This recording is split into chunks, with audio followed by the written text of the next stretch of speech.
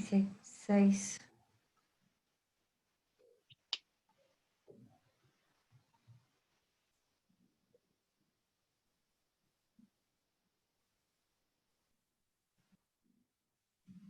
Ya arrancamos, ya estoy.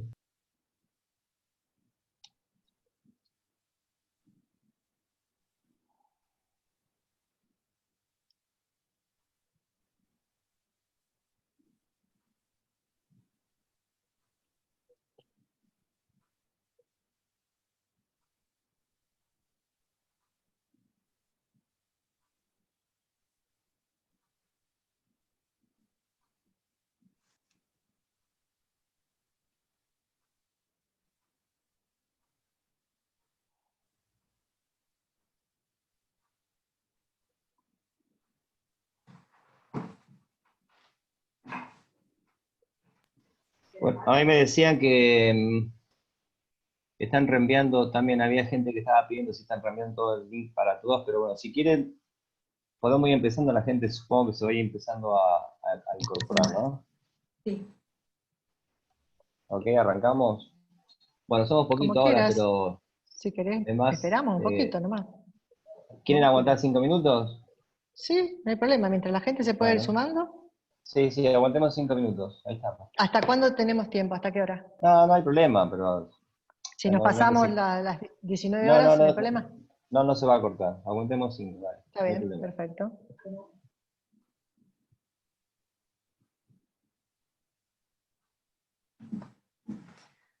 Mandé el link a Face.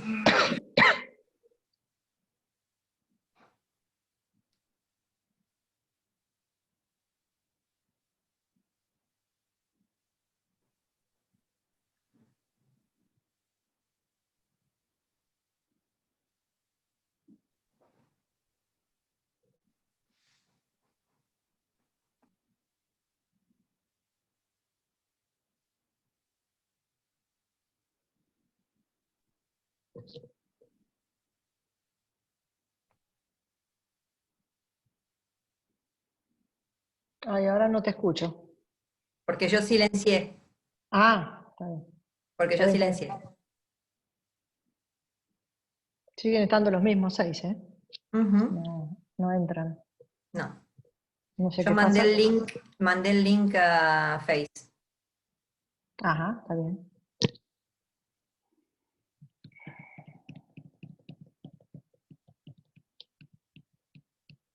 A mí, Marité, no me llegó el link si no era por tu privado que te pedí, sino por otra vía no me había llegado.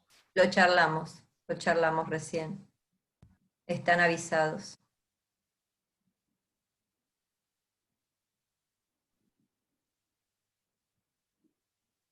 Sí, aguanten 2, 3 minutitos que la persona, mira, te digo, eran 50 personas anotadas, y la persona que tiene que mandar el envío, lo está reenviando ahora. Estas cosas suceden, ¿no? Cuando por ahí Está bien. no le llega, pero bueno, aguantemos 2, 3 minutitos más y arrancamos. Estoy seguro que Ok. vamos a tener la gente.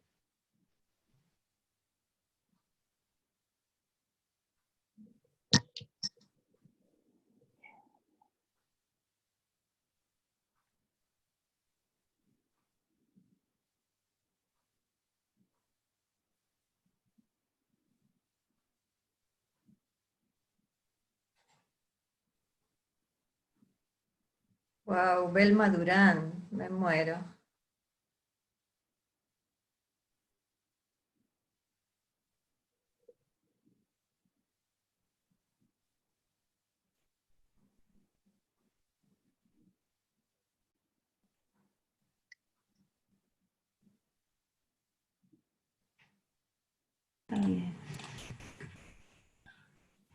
Hola, Agus. Hola, mami. Hola, Lu. Hola, Estela, ¿cómo estás? Hola, ¿cómo estás, Gubi? ¿Todo bien? Bien. Recién acaban de enviar el mail. Acaba de llegar. ¿No lo habías recibido vos? No. Nadie. No, por eso me comentaron, No. disculpe, que me comentaron que hubo un problema ahí con el envío con varios, así que bueno, nada. Le está llegando a todo el mundo en este momento. Así Todo es que por eso, empezar. aguantemos dos, como dijimos, 3 minutitos y ya arrancamos.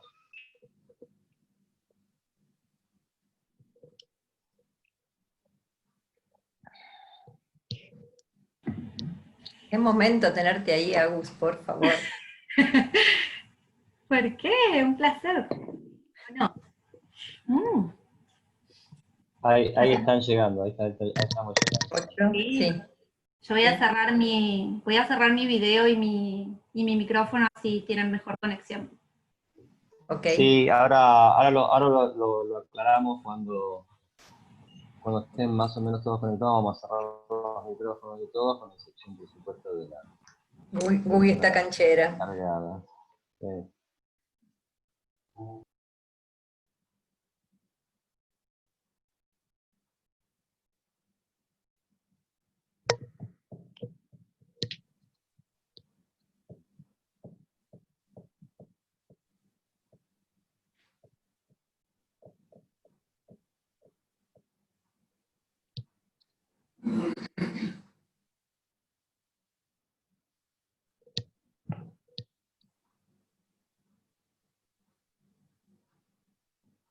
Trabajo contigo, Estela, ¿eh? ¿Sí? ¿Me Trabajo estás con... viendo vos? No, digo que trabajo con vos, ¿eh? Vos preguntá tranquila. ¿Mm? Sí, sí.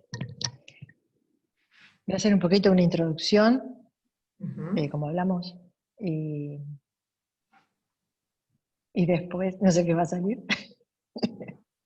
Pero bueno, yo escucho mejor con los auriculares. Yo no quiero hacer ningún movimiento más. Escucho bien, no hay Está problema. bien.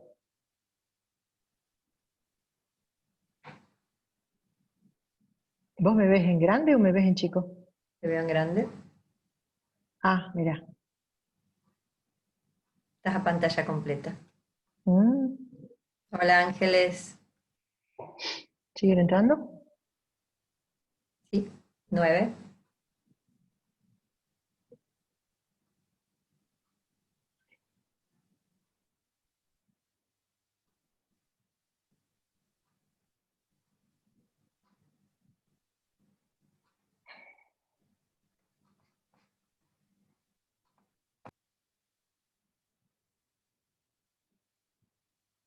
Sí, siguen entrando. Un minutito más y arrancamos.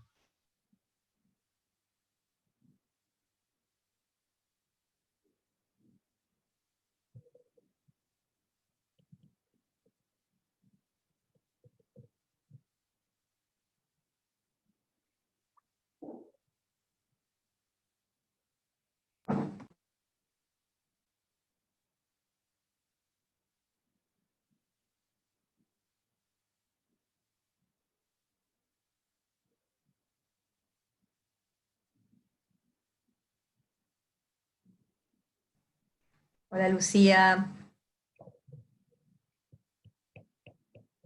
Hola Marité, ¿Cómo estás?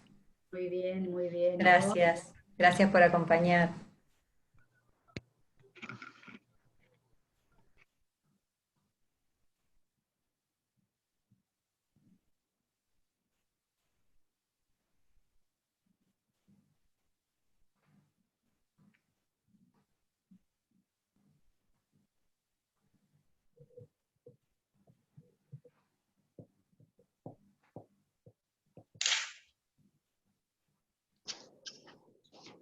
Marité, escribile a Luis Gramet, vos que podés.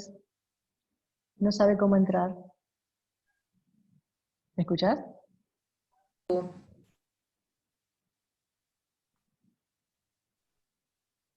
Estela, si te parece, arranquemos. La gente está entrando porque le está llegando el link, así que bueno, para no excedernos mucho del tiempo, pero podemos arrancar y que esperemos que vaya entrando la gente mientras charlamos. ¿Qué te parece? Bueno. Bueno, muy buenas noches. Bueno, sí, buenas noches a todos. Estamos acostumbrados a hacer muchas cosas a la mañana, pero bueno, ahora es noche. Muy buenas tardes, noches para todos. Mi nombre es Daniel Magiolo, soy de Fundación Libertad. Le damos la bienvenida a esta charla sobre arte a cargo de María Teresa Fernández, que vamos a tener hoy. Le quiero contar simplemente, para que los que no nos conocen, Fundación Libertad es una entidad de políticas públicas que se dedica, por supuesto, como le dije, políticas públicas, temas como economía, análisis político, educación, bueno, pero tenemos un capítulo que lo hemos retomado después de un par de años de poca actividad, pero lo hemos retomado el año pasado, que se llama el Centro Cultural, se llama Cultura en Libertad, que está a cargo ahora, está coordinando Estela Lagorio, las actividades nuevas. Arrancamos el año pasado, a casi fin de año pasado, Estela ya tiene una muestra de arte en los salones de la Fundación, en calle Salta, en nuestra sede, pero lamentablemente hoy, por las circunstancias que estamos pasando, por supuesto no la podemos ver. O sea, esa muestra se ve en cada actividad que tenemos nosotros, pero bueno, vamos a tener que esperar que reabramos nuestras actividades, así pueden disfrutar de la muestra. La idea, por supuesto, es tener muestras de arte, ¿no? Todos los meses o cada 2 meses, pero bueno, como le digo, una vez que levantemos esta cuarentena, ya vamos a tener las actividades. Simplemente quería decirles esto, darle la bienvenida, darles gracias por participar y ya le paso la palabra a Estela, esta artista estrella ahora en la Fundación Libertad, para que la presente a nuestra disertante hoy. Y Estela, te doy la palabra. Bueno, Daniel, muchas gracias por la presentación. Hay un poquito de ruido en la conexión. No sé si hay alguien que tiene el micrófono abierto, pero hay como un ruido atrás. No te preocupes, yo ahora lo silencio a todo y lo dejo a ustedes abiertos. Ah, bueno, perfecto. Muy buenas tardes. Gracias por acompañarnos. Acá estamos. Ahí apareció alguien en imagen. Acá estamos en el Centro Cultural, iniciando un poquito el ciclo de charlas que van a estar a cargo de Marité Fernández. Después se las voy a presentar. La idea es que una vez por semana tengamos unas conversaciones, unas conversaciones más atractivas sobre el arte, sobre lo que es el arte. Daniel, ¿podés sacar a esta persona, no sé quién es, que está con la cámara conectada, con unos auriculares? Ángeles, apaga la cámara. Ah, está, perfecto.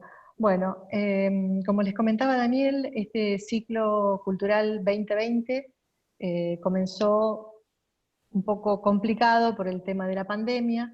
El día 27 de marzo íbamos a hacer una inauguración, un lanzamiento del CEL, del Centro Cultural, con un evento al aire libre muy lindo, un mini concierto de piano, que se tuvo que posponer, no suspender, por el tema de razones obvias, ¿no? que estamos con este tema de la pandemia.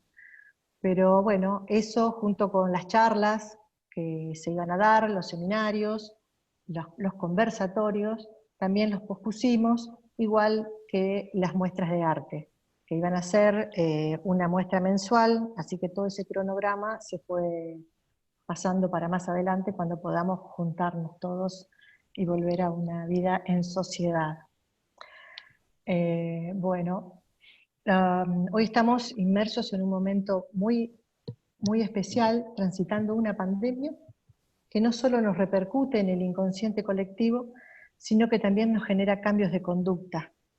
Y acá es donde el arte y la cultura tienen que cumplir su rol, que es mantenernos y sostenernos en este tiempo de crisis. Para esto estamos tratando de entrar a los hogares con estas charlas que nos van a dar no solo contenidos que nos diviertan y nos entretengan, sino también que nos construyan y que podamos tener pensamientos más profundos, más valederos, con un análisis más profundo de nosotros mismos y de lo que es lo que nos está pasando. Es un momento para ser más creativos, más originales y más tolerantes como sociedad. Así que les invito a presenciar estas charlas semanales que vamos a dar con Marité. Acá la estoy viendo en pantalla ya, Marité. Voy a presentarla como corresponde, como ella se merece. Marité es una artista visual, que Marité es María Teresa Fernández, nosotros le decimos Marité. Marité está especializada en pintura y grabado, cursó varios seminarios en la Escuela Superior Ernesto de la Cárcova en Buenos Aires, en Cava, ejerció la docencia en los 3 niveles, fue capacitadora regional para docentes de educación artística en la región 12 de la provincia de Buenos Aires, y actualmente se dedica a dar charlas, seminarios y a la cerámica escultórica. Como trabajo manual sería la parte de cerámica escultórica. Bueno, Marité, muy buenas tardes, noches, como decía Daniel. Te damos la palabra para que puedas saludar a todos los que estamos acá con vos. Hola, buenas tardes. Muchas gracias por la posibilidad de hacer visual estos encuentros, que en este momento de otra manera no podrían haber sido. Los soñamos de otra manera, pero bueno, nos vamos adaptando. Realmente te valoro muchísimo la invitación. Yo creo que es una pasión haberme dedicado a la teoría del arte, mucho más que a la producción de obra, y que alguien tenga ganas de compartir y escuchar y dialogar sobre esto, a mí realmente me pone muy feliz. Así que gracias a la Fundación, gracias a vos, Estela, por creer que yo puedo estar acá y trabajar junto con vos, arrancar y estar al servicio inclusive de lo que la gente quiera, necesite, quiera saber, y podamos de alguna manera contestarles. Bueno, Marité, no, gracias a vos por sumarte a este ciclo de charlas. Bueno, el título que le pusimos a las charlas es Cuando hablamos de arte. Y yo te quiero preguntar, como para comenzar, ¿cuándo una obra de arte se considera obra de arte y cuáles son sus niveles? Porque hay obras de arte que llegan a los museos y otras no. ¿Qué es lo que define que una obra sea patrimonio del acervo cultural de un museo y otra no llegue a serlo? A ver, contanos un poquito vos. Bueno, yo creo que para empezar tendríamos que irnos muy atrás en la historia. Las últimas investigaciones hablan de más de 40.000 años, así que vamos a empezar por lo que conocemos que puede ser el principio, y donde vamos a suponer, porque acá no hay nada que haya quedado escrito. Hay muchísimos niveles de obra de arte, y muchas teorías y muchos sostenes de gente que le da el nombre de obra de arte a muchas manifestaciones que en algún momento no lo fueron y en otros momentos sí. Desde la mirada del siglo XXI, hoy no tenemos ningún tipo de parámetro que cercene algún tipo de arte. Pero si habláramos desde el principio del siglo XX, por ejemplo, la prehistoria no hubiera sido considerada como la manifestación de una obra artística. Las obras de arte son las cosas que el ser humano puede producir y que no puede producir ningún otro animal que exista en la Tierra. De alguna manera ya sabemos que está en nuestro patrón genético, lo usemos o no. Cuando hablamos de arte hablamos de música, literatura, danza, expresiones teatrales, cine, etc. Así que no nos vamos a dedicar solamente a pensar la obra de arte desde la plástica, pero sí en este momento vamos a hacer el recorte nosotras, porque es lo que imaginamos, ¿sí? La obra de arte está atravesada por la historia y el lugar donde está. Si pensamos empezar por la prehistoria, en la prehistoria la obra de arte fue comunicacional, fue mágica, era una expresión de deseo. Voy a pintar, voy a plasmar en la cueva lo que mañana quiero cazar. Eso tiene que ver desde las miradas de hoy mucho más con el diseño gráfico que con el Museo del Louvre, al cual le costó 40.000 años validar la posibilidad de que esto fuera visto como una obra de arte. El gran cambio mental que se hace a partir de estos últimos 2000 años, o sea, en el final de nuestro siglo XX, es que hoy haya un espacio en Francia, en París, como el Quai Branly, donde todas las manifestaciones prehistóricas tienen su propio museo, cosa que antes no hubiera sucedido. Si seguimos avanzando, vamos a pensar en obras de arte que tienen que ver con el detentar. Voy a pintar lo que tengo. Por ejemplo, Egipto, donde cuando el faraón necesita, o sea, cuando su alma vuelva y él vuelva a la vida, se le pueda decir cuántas cosas tenía, de qué cosas contaba. Entonces no solamente los escribas, contadores, etcétera, sino que además los artistas plásticos iban a contarle en las paredes de su tumba para que él no olvidara qué es lo que había. En otros momentos aparece el deseo de la duplicación de la realidad, porque estamos hablando de que Egipto es naturalista idealista. Y entonces, entre el viaje de Grecia a Roma, tenemos el naturalismo idealista hacia el naturalismo realista. Ya en Roma vamos a necesitar la veritas. Entonces nunca vamos a saber cómo fue Aristóteles, pero sí vamos a saber cómo fue Nerón.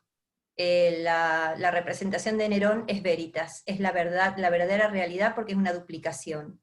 Ya estamos como pensando en una fotografía. En otros momentos volvemos a lo comunicacional. En la época medieval va a haber todo un deseo de explicarle a la gente iletrada qué sucede con la obra, con la vida de Jesucristo, etc. Entonces tenemos otro tipo de manifestación artística que sirve para una lectura rápida, o que sirve para impresionar, o que sirve para dar amor, a partir del poder llegar al infierno con una mala vida, o las indulgencias, etc. Y así en adelante, donde llegaremos al Renacimiento, que es el que va a ser un poco el ordenador de todo esto. Por eso es renacimiento, renacemos a las artes griegas y romanas y retomamos un montón de teorías, y a partir de ahí los estudios son mucho más sistemáticos. Sabemos ya la diferencia entre arte y artesanía, que también es muy importante. Cuando hablamos de arte hablamos de pieza única, por eso la cuidamos tanto, y cuando hablamos de artesanía hablamos de multiplicidades, que puedo volver a hacerlas, las puedo volver a copiar. Así que bueno, la obra de arte tiene que ver también con lo económico, tiene que ver con los recursos del lugar, tiene que ver con lo político, tiene que ver con los estados, y tiene que ver con las aperturas mentales de la gente que lo promueve, de la gente que lo produce.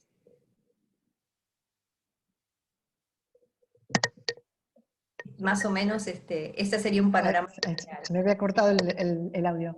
Perfecto. Es decir, que es muy importante el momento histórico en la obra de arte. Es crucial. En parte totalmente. Sí. El artista es una de las personas que más ha sufrido las prohibiciones. Cuando detentar poder, generalmente los artistas son las personas que son primeramente prohibidas por ser librepensadores. Totalmente. Y sigue pasando.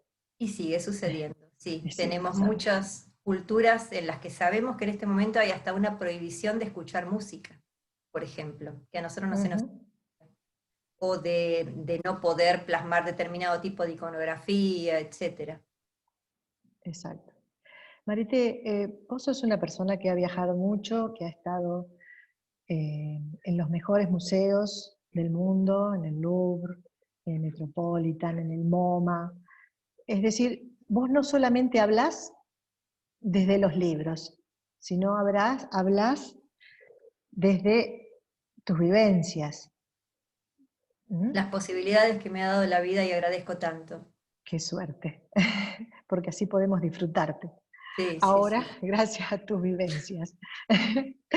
Yo te quiero preguntar, ¿qué hace que un artista ruso o un artista italiano esté en el Louvre?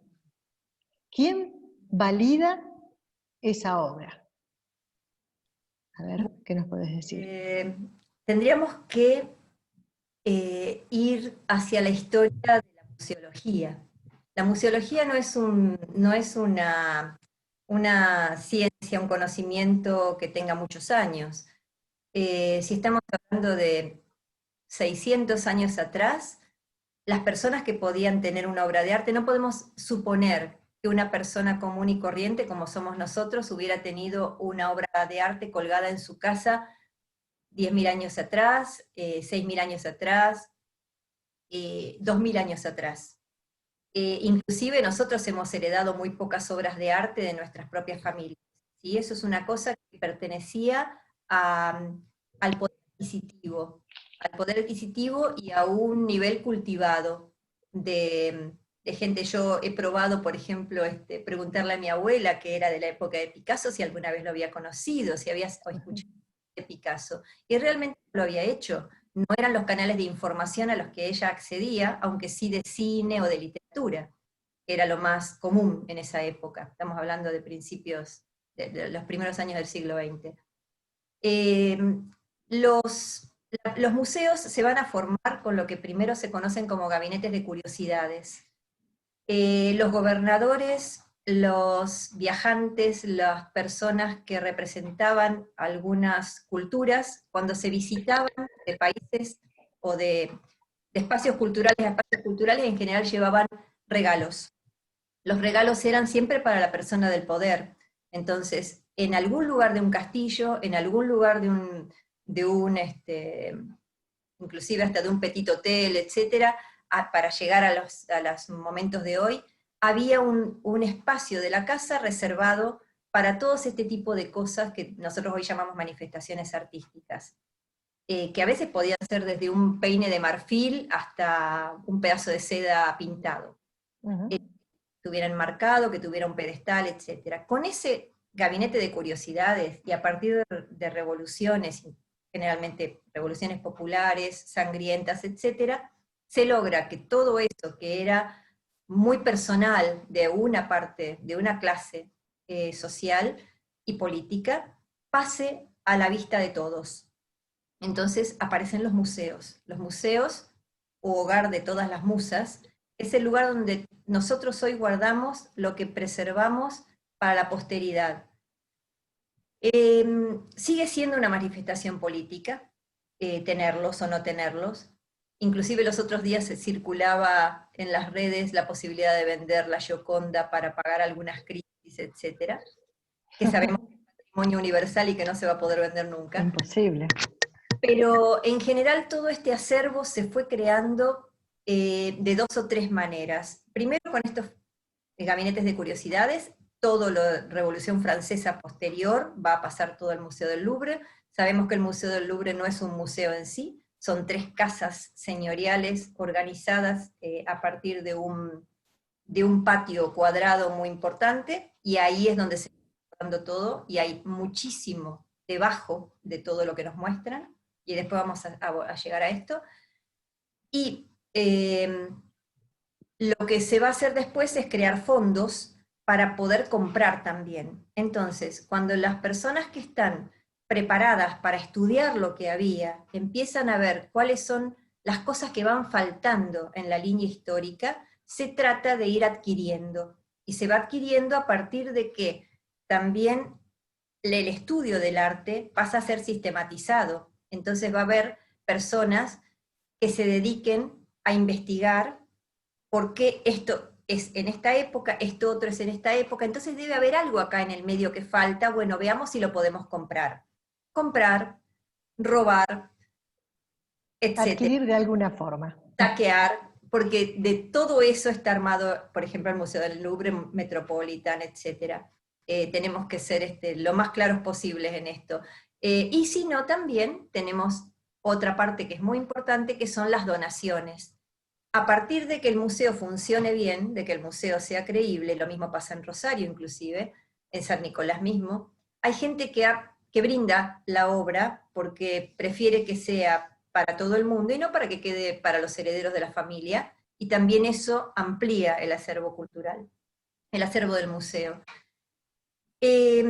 A partir de que el hombre empieza a viajar, digamos, de Marco Polo para acá, hay un panorama mayor y más importante de conocimientos de cosas que suceden en otras partes. Entonces, si yo vivo en Francia y sé que hay muy buenos artistas en Italia, lo más probable es que quiera traerme parte de esos artistas a mi museo, a partir de lo que fuere. Sabemos que la Gioconda llegó por un regalo que le hace Leonardo da Vinci al rey, en forma directa, y otras cosas indirectamente. Así, de esta manera, por ejemplo, fue armando Constantini el Museo de Arte Latinoamericano, tratando de buscar en forma histórica todas las manifestaciones de todas las regiones americanas a partir de distintas corrientes. Y bueno, de esa forma van apareciendo bolivianos, uruguayos, mexicanos, etcétera, en Buenos Aires, y rusos, italianos, etcétera, en el Museo del Louvre. En tiempos de las guerras, también se han perdido muchas obras y han sido robadas muchas obras, que algunas no se pudieron recuperar jamás, y otras fueron a parar a distintos museos de otros países, de otras ciudades. ¿Qué nos podés contar de eso? Hay un antes y un después del organizarnos para muchas cosas. Yo creo que el siglo XX, finales del siglo XIX y principio del siglo XX es primordial para entender que nosotros empezamos a unificar criterios a partir de muchas cosas. Por ejemplo, la Cruz Roja. Por ejemplo, Unión Europea. Y por ejemplo, UNESCO. Cuando aparece el UNAM, que es la parte de museología de UNESCO, etc., nosotros vamos a empezar a tener leyes que nos cuiden de el poder sacar de los distintos países cualquier cosa a cualquier precio. Si nosotros hoy sabemos que lo mejor de los códices americanos están en Berlín, o que podemos encontrar muy buenas cosas de la cultura santamarina nuestra en el Museo del Hombre, lo que hoy es el Quai Branly de París, es porque de acá se llevaban cosas, o de otros lados se llevaban cosas sin ninguna legislación. La legislación hace hoy que mucho de lo que Hitler hizo, por ejemplo, al sacar, al expoliar a las familias judías de material que guardó en túneles de trenes expuestos a la humedad, etcétera, y eso hizo que se deteriore la última obra, hoy deban devolverlo. El problema es que, como es legal, muchas veces probar que estas cosas eran de determinadas familias solamente se puede hacer a partir de alguna fotografía que haya habido. Por ejemplo, en el caso tuyo, vos tenés una obra tuya detrás.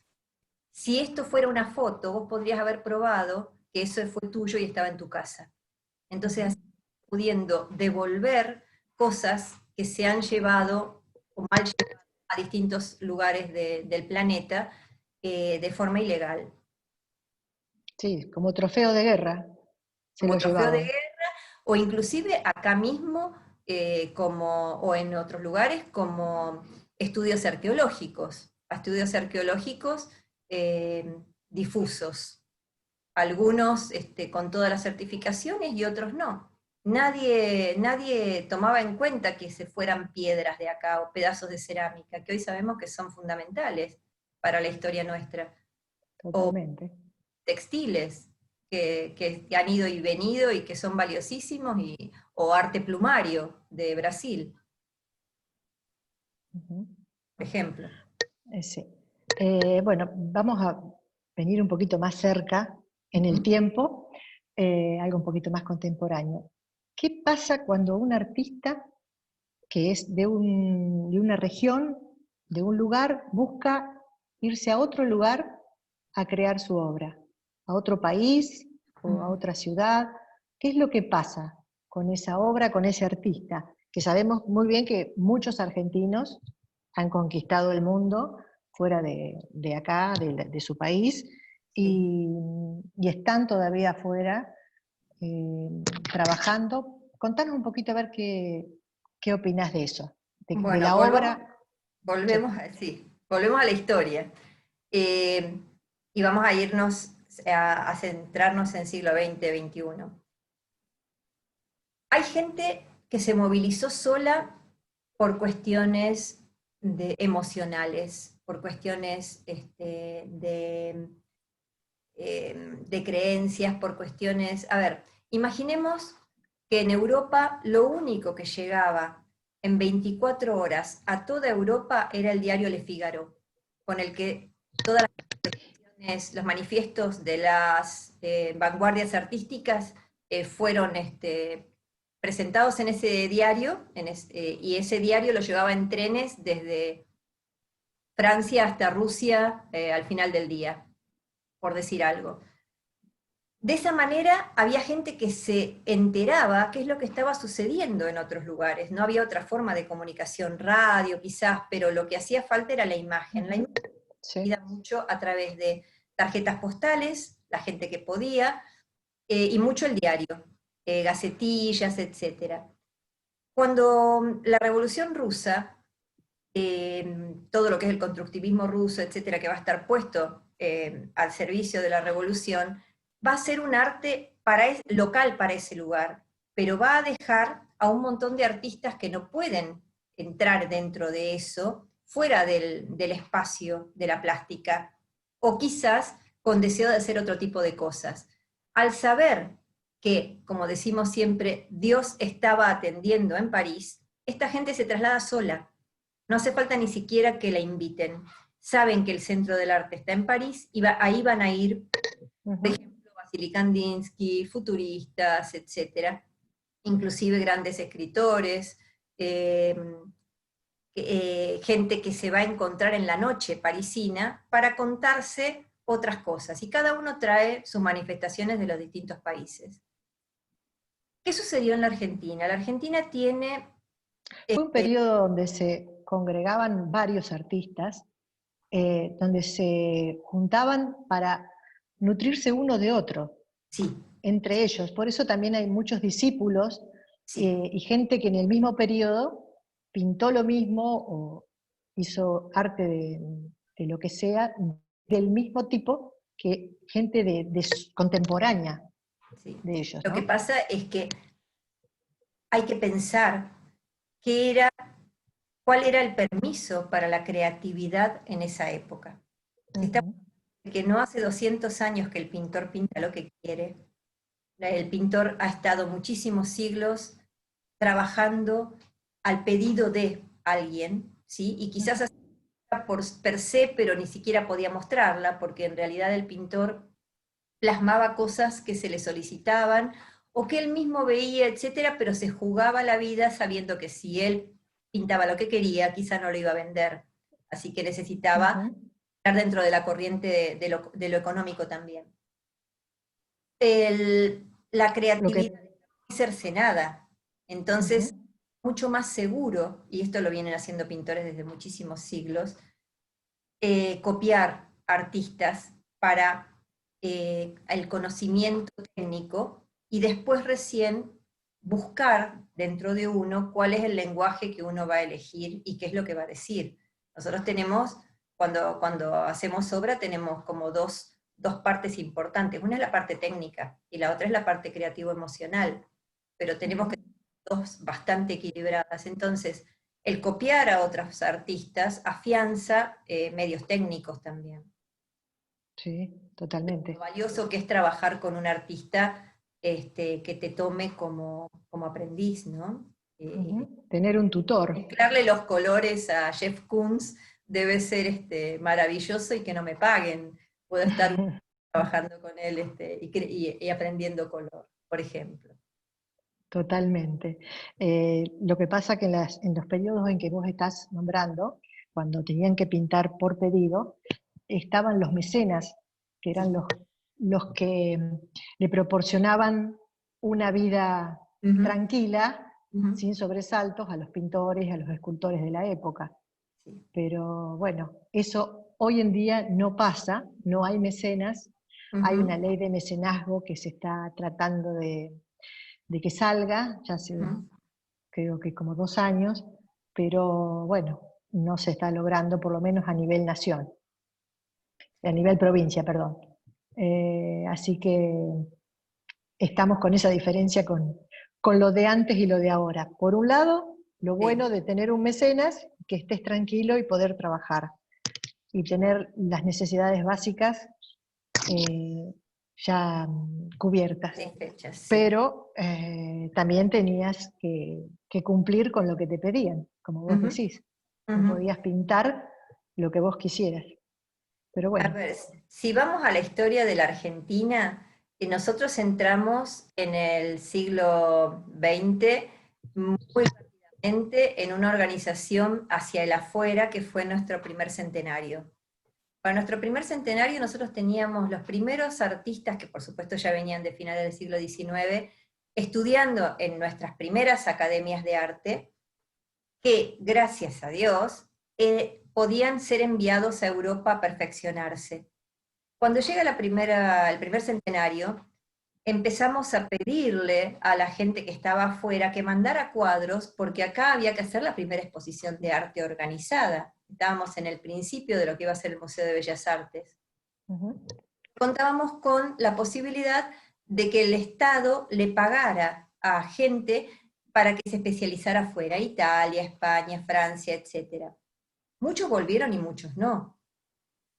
¿Qué pasa hoy día también? Los chicos, los jóvenes, suscriben a fundaciones, van a trabajar a espacios que son lo que nosotros llamaríamos clínicas de trabajo. Entonces muchas veces se van y si pueden quedarse allá, no vuelven. Vos pensás que hay países que inclusive tienen lugares donde los artistas tienen lugares para vivir, especiales. Están todos juntos, viven en comunidades, se los cuida. Inclusive, si hablamos hasta de escritores, hay barrios donde no se permite ni siquiera niños o animales, están preparados para que ellos puedan escribir en el silencio. Entonces, yo creo que el artista va a ir buscando su espacio y va a ir buscando su decir. No todo es ir y venir, hay mucha gente que es feliz en el lugar donde está, hay mucha gente que trabaja con el material que le da su espacio, que le da su tierra. Hay gente que no sabe lo que es ir a comprar un material a una librería, que produce toda su obra con cosas naturales, etc. Así que es tanto esto, el ir y venir. Por ejemplo, todo ese tipo de gente va a mirar a México, no va a mirar a Francia o a Italia para ir a perfeccionarse. En la Universidad de México es, para nosotros que somos ceramistas, etc., un gran paradigma y no necesitamos Europa. Entonces, cada uno va a ir buscando los canales, pero ¿a quién no le gustaría ir a hacer una especialización a algún lugar como ese y volver? Pero hay que moverse mucho, muchísimo, y tener muchas conexiones para conseguir que alguien financie este tipo de cosas, ¿sí? Si no es una financiación propia, que es lo que menos sucede, la financiación es el que alguien crea en que uno puede ir a pasar un año afuera porque lo que va a hacer después es maravilloso, como le pasó a Marta Minujín con la beca Guggenheim, hoy no sucede, o sucede muy poco. Son otras épocas, totalmente. Sí. Y vaya si dio después mucho más que, bueno, la ganó 2 veces inclusive, ¿no? Pero ella, que era la Fundación Di Tella. Di Tella, exacto. Marité, bueno, hoy es una charla introductoria como para que la gente sepa lo que vamos a estar dando en las próximas charlas. Va a ser, como están viendo, una charla muy distendida, hablar como si fuéramos con un café de por medio. No es una charla muy estricta, nada que ver lo hacemos con toda la onda y las ganas que le ponemos a esto.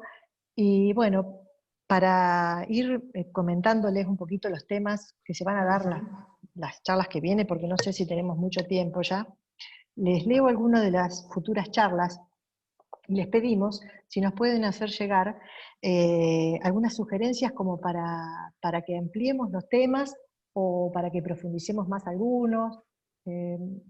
Estamos abiertos para que nos sugieran Totalmente. lo que quieran. Acá queremos estar todos contentos y escuchar y aprender de todos. De todos. De todos.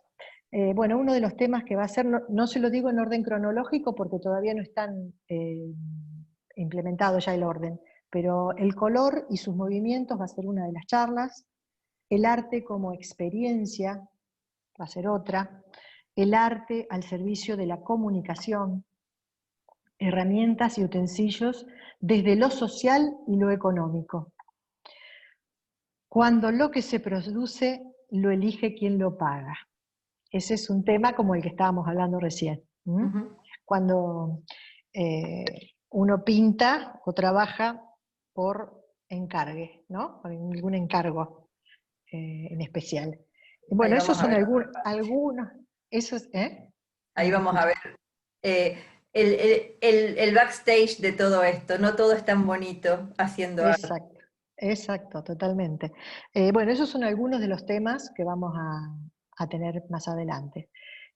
Si te parece, abrimos un poquito para ver si los participantes quieren hacer alguna pregunta, nos pueden escribir, o no digo abrir el micrófono porque quizás nos compliquemos un poco.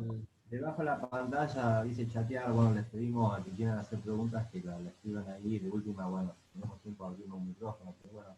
Y si quieren mandar alguna sugerencia ya para algún tema en especial, que nos envíen también.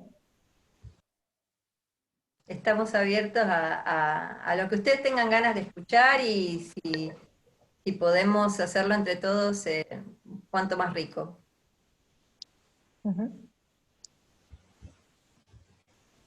Bueno, nos sorprendimos con esto, ¿no? Se ve que o está muy claro, o por ser la primera charla están un poco asustados, como nosotras, que estamos también un poco asustadas, porque estamos estrenando charla y estrenándola de esta manera virtual, que por ahí se te desconecta, tratás de pensar a ver qué dijiste, qué vas a decir, porque no es tan fácil con la conexión. Marité, mientras tanto, si querés, ¿me podés contar un poquito qué diferencia hay y por qué hay un museo de bellas artes en los países, en las ciudades, a diferencia de los otros museos? ¿Qué me podés decir? ¿Qué quiere decir un museo de bellas artes y un museo de arte contemporáneo, de arte latino?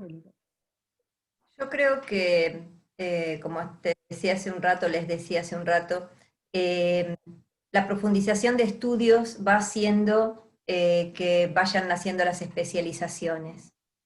Los científicos van a querer ser científicos, los religiosos van a querer seguir teniendo las posibilidades de cuidar sus cosas. Va a haber, de alguna manera, un museo de la moda que va a ir creciendo también. Acá estoy escuchando, estoy leyendo. Sí, se fue. ¿Sí, grabado? Ahora es pieza única, siendo que es repetitiva. Ahora Ignacio. Los museos de bellas artes van a nacer por el deseo de preservación y el deseo de mostrar una parte más de la nación. Cuando la nación se va organizando, entiende que tiene que tener muchísimas cosas que o tienen otros países o sienten la necesidad de tener. Por ejemplo, militares, por ejemplo, órdenes religiosas, por ejemplo, espacios populares de esparcimiento, dónde ir a entender cuáles han sido nuestros conocimientos científicos, dónde ir a entender cuáles han sido nuestros conocimientos matemáticos, etc. Y se van creando distintos tipos de entidades. En Bellas Artes tiene mucho que ver Belgrano, que trabaja mucho sobre la escuela de dibujo, etc. Él había viajado bastante. Seguramente Sarmiento también. Y después, de alguna manera, lamentablemente, las élites que van a conocer primero los primeros museos y que van a querer que Buenos Aires también lo tenga, hablando de la Argentina. Por ejemplo, el Museo Castañino de Rosario es yo no sé no quiero contar mal la historia, pero sé que es un regalo de la mamá de Juan Bautista Castañino a él, el edificio, o sea que lo paga la familia, no sé cuál es el acuerdo municipal que hacen, porque él era coleccionista. Entonces hay una necesidad, es una necesidad de que la ciudad no deje de tener esto, de no deje de tener un espacio donde el guardado, porque el guardado de obra de arte no es solamente vamos a ponerlo acá, el guardado de obra de arte habla de la luz, habla de la humidificación de las obras, habla de las intensidades lumínicas, habla de los espacios de recorrido, habla de un montón de cosas que por supuesto soñamos como ciudades como San Nicolás, que no tenemos Museo de Bellas Artes, tenemos un Museo Internacional de Arte Cerámico, pero no tenemos de Bellas Artes. Podemos empezar con una casa, pero lo mejor es soñar con un espacio ad hoc, un espacio creado para eso. Entonces los museos, a partir de entender el cuidado de obra, la cantidad de espacio de pared que hace falta para que una obra se lea bien también. En los últimos 200 años, todo lo que el Louvre tenía, yo tuve la oportunidad de conocer el Louvre por primera vez en el año 1975, y la última vez debe haber sido hace 6 o 7 años. La primera vez que fui no me daban los ojos para entender la cantidad de cosas que había. Que no se podía leer. Hoy día todo está debajo, todo está guardado, y solo dejan algunas cosas para que la gente vaya entendiendo el recorrido visual. Todo eso habló también de una evolución museológica. Ya no mostramos todo, seleccionamos, y cada tanto vamos cambiando para que la gente comprenda mucho mejor qué es lo que se guarda. Pero es además un espacio educativo. Es además un espacio educativo, que, por ejemplo, un presidente puede llevar a alguien que venga de afuera a mostrarle cuál es nuestro acervo cultural real, patrimonial, argentino, puede mostrarle otras cosas, etcétera, pero también es educativo. A partir de las redes, inclusive podemos hacer visitas virtuales, podemos entender a una comunidad visitando sus museos de arte. ¿Qué es lo que valida a esta gente? ¿Por qué guarda esto y no otras cosas? ¿Por qué no determinado tipo de obras de arte? ¿Por qué rompió o hizo estallar determinadas obras de arte y las otras las guardó y las cuidó? Todo eso habla sociológicamente de cada comunidad. Así es.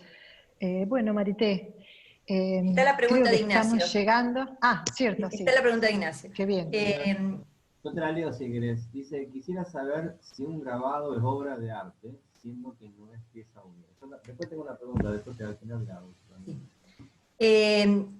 Si vamos a pensar en el siglo XX, ya toda obra con reproductibilidad técnica es una obra de arte en sí.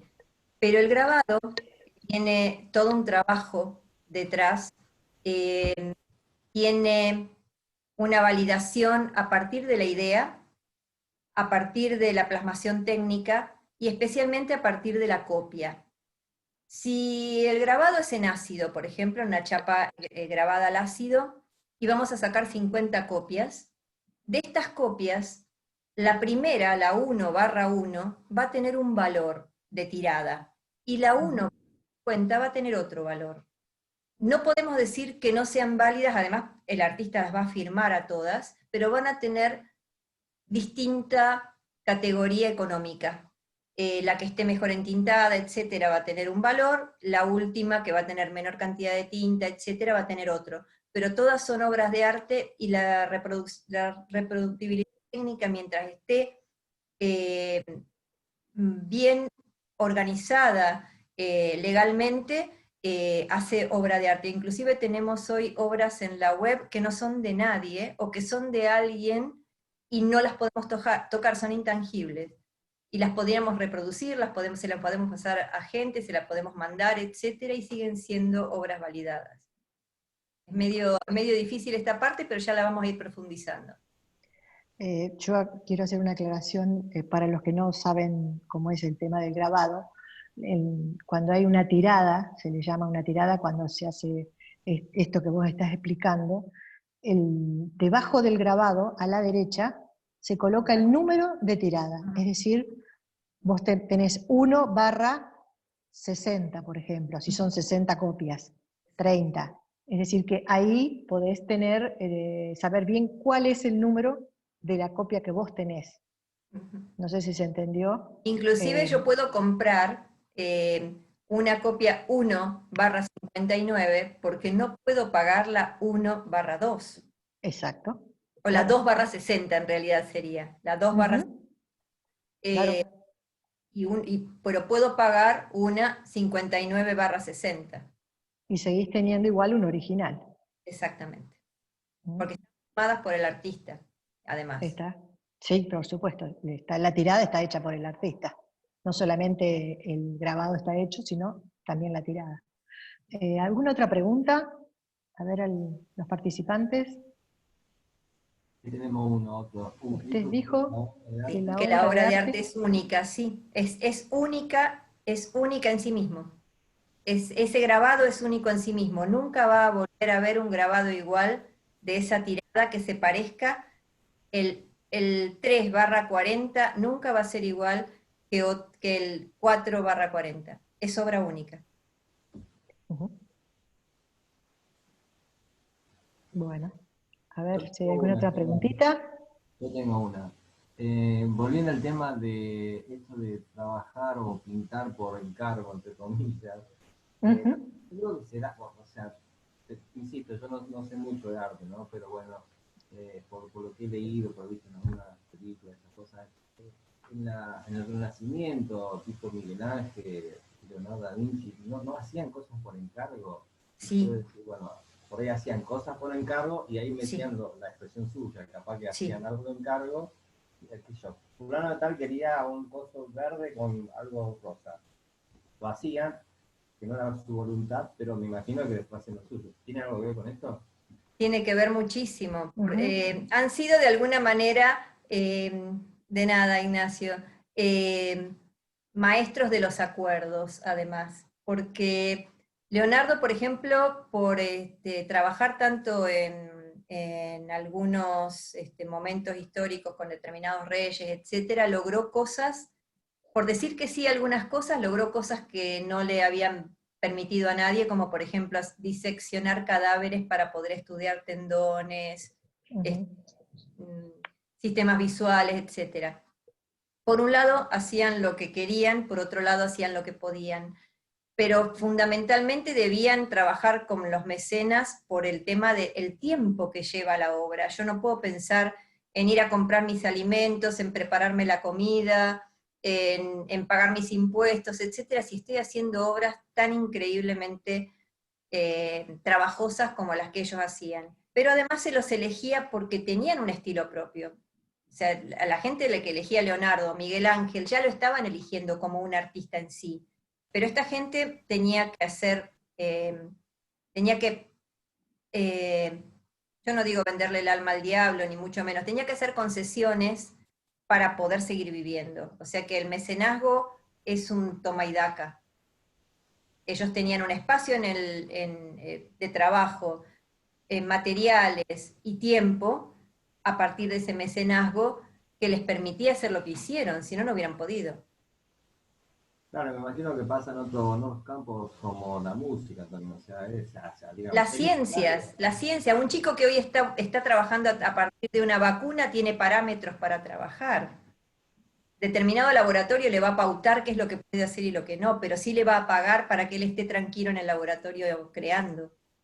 Es necesario fundamentalmente y cada uno después agarra su beta y aprovecha. Bueno, la cuestión económica obviamente es fundamental. Fundamentalísima. Sí. Hasta llegar al siglo XX. En el siglo XX se va a desdibujar un poco, pero ya lo vamos a ir viendo.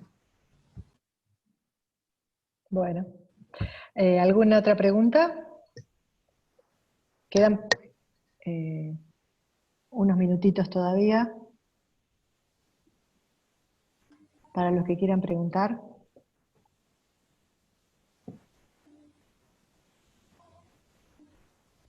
¿No? Bueno, Marité, nos queda agradecerte por esta charla. A ustedes. Me encantó, la A ustedes. verdad, es muy, muy didáctica y muy amena, sobre todo. Gracias. Muy amena. Ojalá la hayamos pasado bien todos. Yo creo que sí, si no, que pongan el dedito para ver si están conformes con la charla, y la iremos mejorando a medida que vayamos transitando todo esto. Acá dice, estuvo genial, bueno, gracias. Bueno, nada menos que mi hija. Nada objetivo. Ella está comprada. Así que bueno. Bueno, Daniel, Muchas gracias. no sé, ¿estás ahí? Estoy, escucho. ¿Sí? Gracias, Fati. Bueno, gracias, sinceramente. Lo hemos pasado bien. Cierro yo entonces, Estela. Bueno, como vos quieras. Agradecerle nuevamente por participar de esta charla. Como dijimos al principio, estamos reiniciando toda la actividad cultural en la Fundación Libertad. Estela va a estar a cargo de eso, van a ir recibiendo las invitaciones. Y bueno, esperemos que participen en las próximas, y una vez que se levante la cuarentena lo vamos a invitar, por supuesto, a ver la obra de Estela, que es muy bonita, está en el Instituto de Organización, y vamos a invitar a, si hay artistas aquí, vamos a invitar a los artistas a participar también de esa sala, renovar, como dijimos, si con suerte, mes por mes, cada 2 meses, y exponerlo, el arte local, regional. Eso fue la idea del Centro Cultural cuando se arrancó, fue justamente dar un espacio a la gente de la región para que pueda exponer su obra. Así que muchísimas gracias, les doy una buena noche a todos. Marité, enormemente agradecido por tu tiempo. Yo a ustedes. Bueno, muchísimas gracias. Chao, Y nos vemos la próxima. Hasta la próxima. Chao.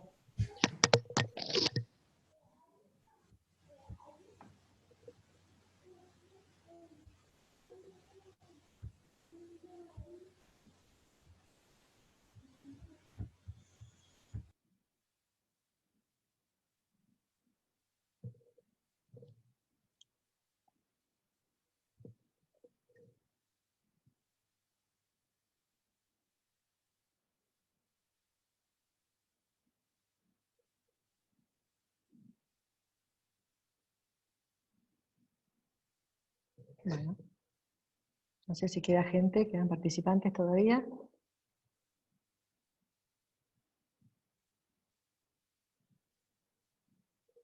Quedan algunos.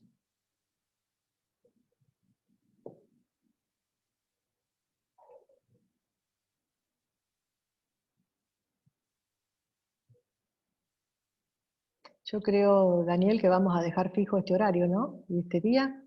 ¿O lo cambiamos para otro horario? No, el horario creo que está bien, vamos a ir chequeando para la próxima. No te escucho bien.